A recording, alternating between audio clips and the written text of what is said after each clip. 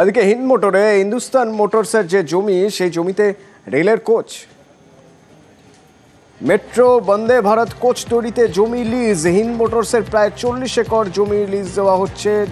রাজ্য লিজ দিচ্ছে 99 বছরের জন্য। হিন্দুস্তান মোটরসের জমি লিজ দেওয়া হলো। রাজ্য মন্ত্রিসভার বৈঠকে এই জমি লিজ দেওয়ার সিদ্ধান্ত নেওয়া হয়েছে। এখনো প্রায় 250-300 যারা লেবার, যাদের চাকরি এখনো বেঁচে আছে, তাদের কি হলো? তাদের এখন পিএফ, গ্র্যাচুইটি, ছুটির পয়সা, এদের 2 কোটি টাকা মতন ওই সিআইটিউ পরিচালিত যে কোঅপারেটিভ আছে সেখানে ফেসে আছে। এইসব টাকাগুলোর কি হলো? যখন এখানকার সব লোহা লক্কর স্ক্র্যাপ বিক্রি করে দিল, হয়তো কিছু নেতাদের জমি বাড়ি গাড়ি ফাড়ি হয়ে গেল, তারপরে এই কারখানা অধিগ্রহণ হলো। ওখানে শিল্প হোক, সেটা আমরাও চাইবো, কিন্তু এই শিল্পের ভিতরে এই যে শ্রমিকদের আছে, এদেরকে কিছু সুযোগ কি এরা পাবে? সেটা অনেক বড় প্রশ্ন। কারখানার যে অব্যবহৃত জমি, যেটা শিল্প করবার জন্য নতুন কর্মসংস্থান তৈরির লক্ষ্যে চুক্তি করা হয়েছিল বামফ্রন্ট সরকারের আমলে, তৃণমূল কংগ্রেস সরকার আসার পর সেই চুক্তিকে বদলানো হয় এবং সেই অব্যবহৃত জমিতে কেবলমাত্র রিয়েল এস্টেট এবং তৃণমূল কংগ্রেসের কিছু নেতার পুরে কমবে খাওয়ার জায়গাটাকে সুনিশ্চিত করা হয়। শিল্পের জমিতে শিল্পই করতে হবে যাতে নতুন কর্মসংস্থান তৈরি হয়, কারণ গোটা রাজ্যে এখন শিল্প বলতে কিছু নেই। যে সমস্ত শ্রমিক কর্মচারীরা পেরোলে আছেন, এক্ষেত্রে তাদের অগ্রাধিকারের ভিত্তিতে বিবেচনা করতে হবে। দীর্ঘ বছর ধরে এই কারখানা জমি পড়ে রয়েছে, কারখানা বন্ধ। আবার নতুন কোনো শিল্প, আবার নতুন কোনো কর্মসংস্থান এবং আর্থিক সামাজিক যে উন্নতি হবে, সত্যি এটা ভালো উদ্যোগ। হিন্দুস্তান মোটর কারখানা এশিয়ার বৃহত্তম কারখানা। জোকা এআইএমে ধর্ষণের অভিযোগ, অথচ তরুণী মেডিকেল টেস্ট করাতে চাননি। তরুণী গোপন জবানবন্দিও দিতে চাননি। তাহলে কি ওই তরুণী কোনো তথ্য গোপন করার চেষ্টা করছেন? যদি তাই হয়, তাহলে এর জন্য কি পুলিশ পাল্টা কোনো পদক্ষেপ করতে পারে?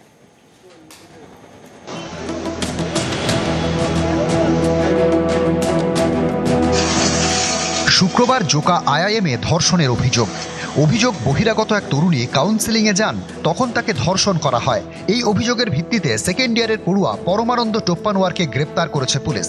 তদন্তে 9 সদস্যের সিট গঠন করেছে লালবাজার। কিন্তু ধর্ষণের অভিযোগ এলে যা যা তদন্তের ক্ষেত্রে হয়ে থাকে তা এক্ষেত্রে হয়নি। সুপ্রিম কোর্টের নির্দেশ অনুযায়ী অভিযোগ ওঠার 48 ঘন্টার মধ্যে অভিযোগকারীর শারীরিক পরীক্ষা করাতে হয়। কিন্তু পুলিশ বারবার যোগাযোগ করা সত্ত্বেও মেডিকেল টেস্ট করাতে রাজি হননি তরুণী। ঘটনার সময় তিনি যে পোশাক পরেছিলেন সেটাও তদন্তকারীদের দেননি। ম্যাজিস্ট্রেটের কাছে গোপন জবানবন্দি দিতেও রাজি হননি তরুণী। অর্থাৎ তিনি ধর্ষণের অভিযোগ করলেও অভিযুক্ত যাতে কড়া শাস্তি পায় তার জন্য যা যা করার তার কোনোটিই এখনো পর্যন্ত করেননি। কিন্তু কেন? এ নিয়ে তৈরি হয়েছে রহস্য। তরুণীর বাবার কথাতেও ধোঁয়াশা বেড়েছে। বাড়ি ফেরার পর আপনি কথা বলেছেন? হ্যাঁ, কথা বলেছি। ও বললো না, আমার কেউ টর্চারও করেনি আর আমার সঙ্গে কেউ খারাপ ব্যবহার করে। আমরা আর কি জানি, আমার মেয়েকে ফিরে পেয়েছি, আমার মেয়ে নর্মাল। যে অ্যারেস্ট হয়েছে তার সঙ্গে মেয়ের কি সম্পর্ক আপনি জানতে পারেন? কোনো সম্পর্ক না। মেয়ে কি মানসিকভাবে ভেঙে পড়েছে? না না, সে স্ট্রং। এসে কমপ্লেন ও বললো আমাকে বলেছে, আমাকে দিয়ে লিখিয়ে নিয়েছি যেগুলো আমার কমপ্লেনটা ওকে দিয়ে লিখিয়ে নিই। হ্যাঁ। তরুণী মেডিকেল টেস্ট করাতে রাজি নন, গোপন জবানবন্দি দিতেও রাজি নন। তার বাবা বলছেন মেয়ের ওপর নির্যাতন হয়নি। এসব দেখে অনেকেরই মনে প্রশ্ন জাগছে, কে সত্যি বলছেন, মেয়ে নাকি বাবা? ধর্ষণের অভিযোগ করলে তদন্তে সহযোগিতা করতে বাধা কোথায়? কেন মেডিকেল টেস্টে রাজি হচ্ছেন না তরুণী? কোনো তথ্য কি গোপন করতে চাইছেন? এই পরিস্থিতিতে পুলিশ কি পাল্টা কোনো ব্যবস্থা নিতে পারে? নারী নির্যাতনের বা নারীর শ্লীলতাহানি বা রেপ, এই অভিযোগগুলো অত্যন্ত গুরুত্বপূর্ণ অভিযোগ এবং প্রশাসনও অত্যন্ত গুরুত্ব দিয়ে দেখেন এগুলো। সেইখানে যদি নন কোঅপারেশন থাকে এবং ভবিষ্যতে যদি দেখা যায় যে ওনারা বলছেন যে এরকম কোনো ঘটনাই ঘটেনি, এর জন্য স্পেসিফিক্যালি যদি দেখা যায় যে তদন্ত করে শেষে যে সত্যিই ভদ্রমহিলা এরকম কোনো ঘটনা ঘটেননি তাও অভিযোগ করেছেন, তাহলে এই মিথ্যা অভিযোগের জন্য ওনার বিরুদ্ধে মামলা করা উচিত পুলিশের। ধৃত পড়ুয়ার আইনজীবীরও প্রশ্ন, যেখানে তরুণী মেডিকেল টেস্টে এখনো রাজি হননি, তার বাবা বলছেন নির্যাতন হয়নি, সেক্ষেত্রে অভিযুক্তের পুলিশ হেফাজতের মেয়াদ কেন কমানো হবে না?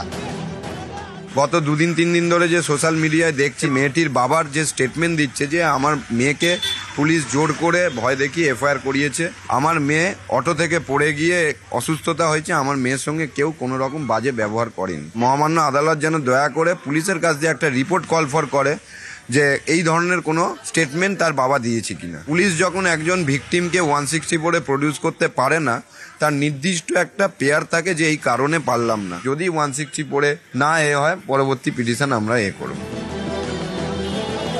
নিউজ 18 বাংলা। সাঁইথিয়ায় তৃণমূল নেতা খুনের ঘটনায় নতুন তথ্য।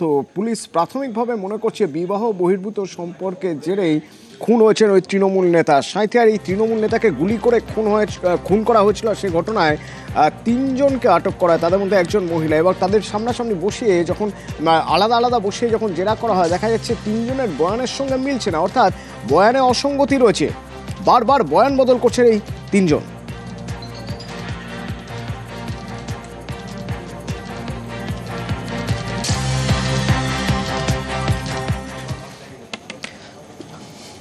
চৌঠা জুন কুলটিতে এক যুবকের দেহ পাওয়া যায়, রক্তাক্ত দেহ।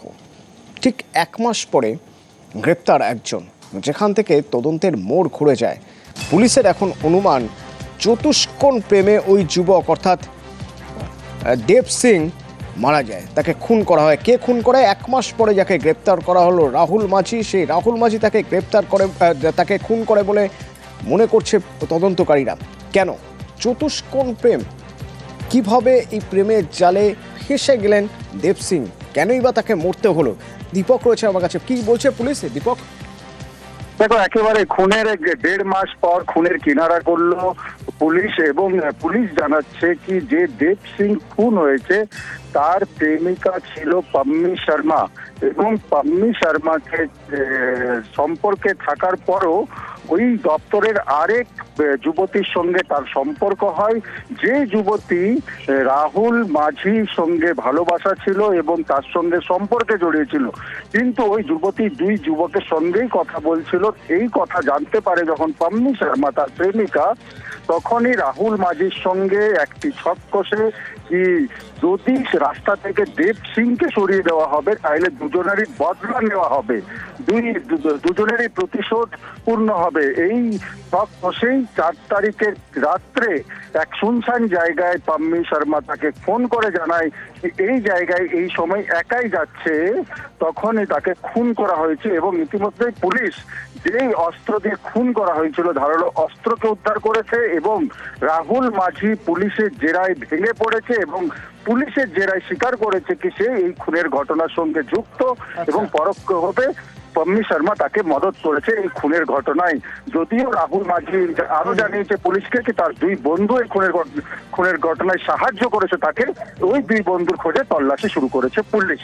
ধন্যবাদ। আফটার ফার্দার ইন্টারোগেশন আমি জানতে পারলাম কি আরও ইনভলভ আছে, and finally the main accused Rahul মাঝি কে আমি অ্যারেস্ট করলাম। আমি জানতে পারলাম কি রাহুল মাঝির একটা কোনো অ্যাফেয়ার কিছু ছিল এক মেয়ের সঙ্গে, সেম অফিসে যেখানে ডিসিজ কাজ করছিল। বিকজ অফ জেলাসি উনি রাহুলকে ফলো করলেন, ফলো করে মেরে দিলেন। ইন্টারোগেশন করে উনি কনফেস করলেন উনি মারলেন। ওনার যে অফেন্ডিং ওয়েপেন ছিল ওটাও পাওয়া গেছে। যে স্কুটি নিয়ে উনি ফলো করলেন আর ওনাকে আটকে মারলেন ওটাও পাওয়া গেছে। তো আমি আবার ফার্দার ইনভেস্টিগেট করছি যে কি যদি পাম্মি শর্মা ওনাকে উকসায় মারলেন।